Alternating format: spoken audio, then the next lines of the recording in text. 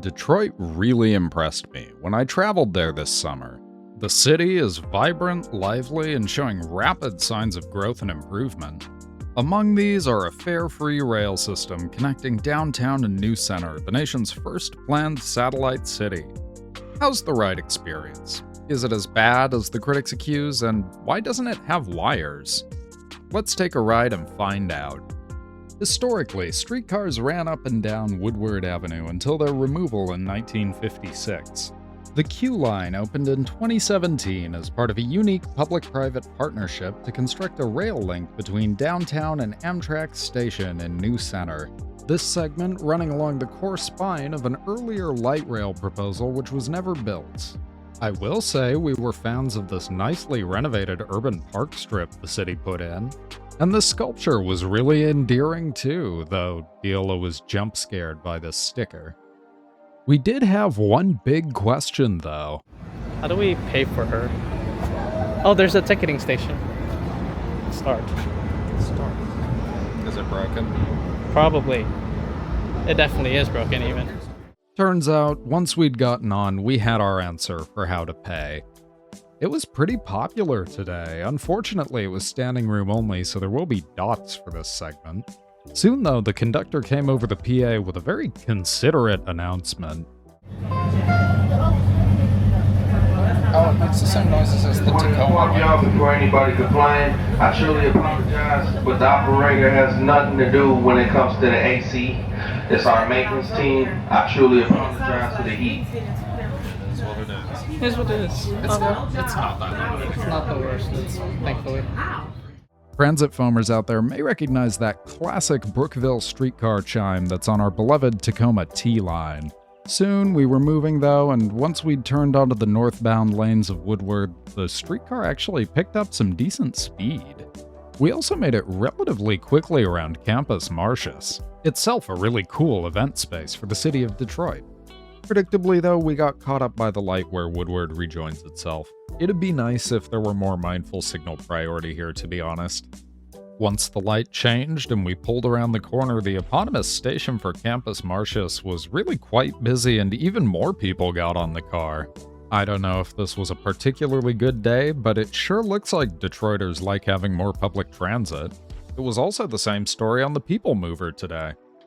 Although it may not look like much through the dots, this segment was my favorite visually, boasting a near intact stretch of early 20th century Detroit's finest architecture.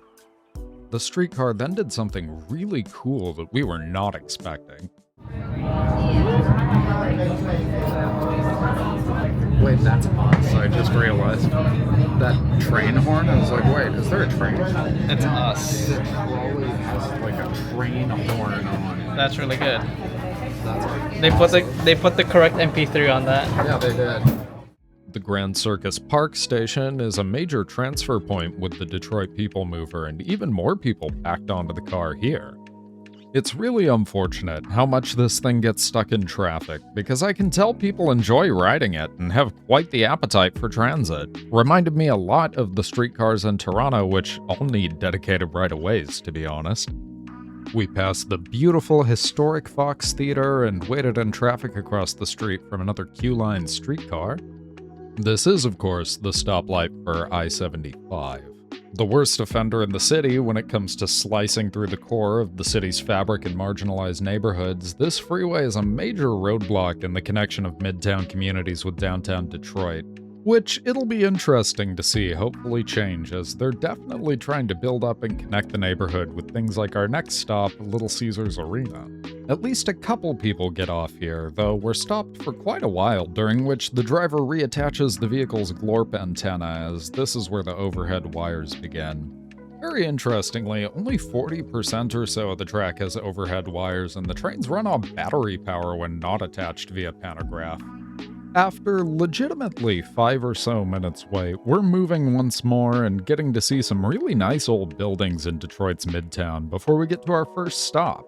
Iolo and I are hungry, and Reddit says the best shawarma place we wouldn't have to drive for is nearby. We deboarded with plenty of other riders at the Mack Avenue station and got this great shot of the train heading out.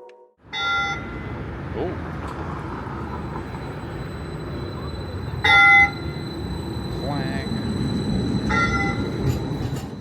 The stop across the street had so many people waiting, it really blew me away with how many of them wanted to take the streetcars I'd heard so much bad stuff about.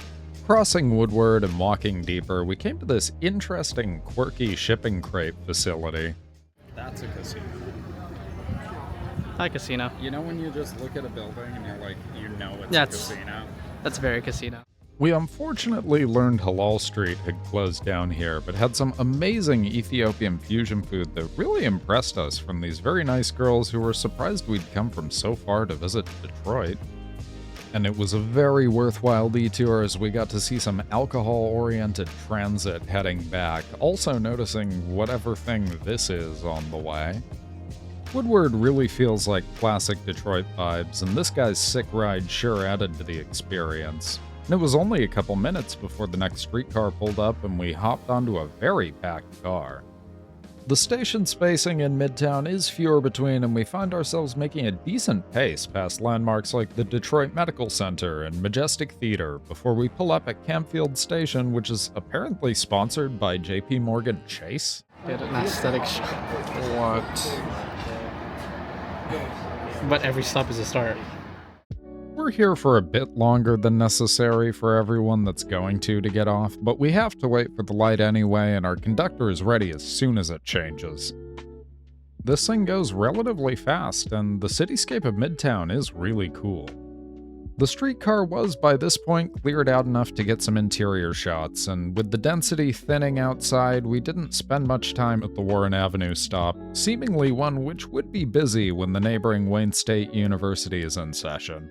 Passing the Detroit Institute of the Arts, its grandeur visible even through the dots, we get stuck at Kirby Street for a second before pulling up to Ferry Street, itself a similar story and likely much busier during the semester. Leaving Ferry Street, we pass some really lovely houses and apartments adjoining the university before getting a bus shot crossing I-94.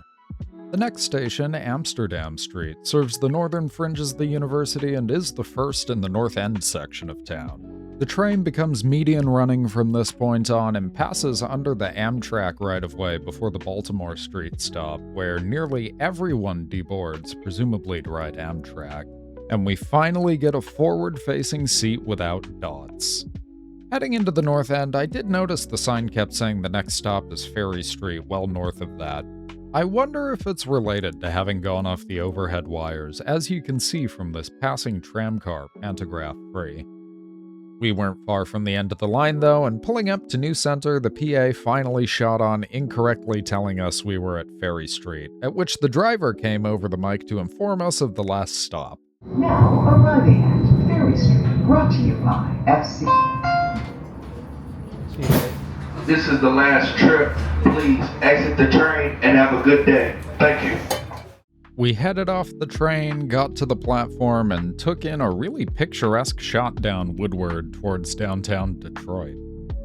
Inspecting the station, we find that the Grand Boulevard stop's heater is sponsored by the Henry Ford Health System, though I don't know how useful it is with this panel missing in the winter. And no QLine stop is complete without a digital display of the route and the next scheduled train, as well as one displaying some Michigan propaganda. Overall, the QLine is far from perfect, and according to Reddit, it seems the general thought is that it sorely needs faster train headways and dedicated lanes to not be a mess. We apparently lucked out and had a fairly peak experience with it, given what I've read in some posts, as 30+ minute headways make this system slower than the bus on the best of days. And on the worst of days, apparently issues arise with illegally parked cars on the tracks needing to be towed and creating half-hour delays, which simply wouldn't have been the case if the project were entirely median running as originally intended. With the transit expansion for Wayne County recently approved, it's beyond time to look into dedicated transit lanes and permanent car barriers for the entire line and higher frequencies to make it truly a useful part of the city's fabric. Organizations like Transportation Riders United are fighting for a better future, and there won't be a better time than the present to get involved and help make sure we build on and improve transit for the future of Detroit. Thank you for watching, and though we only rode a tram today, remember to always thank your bus driver.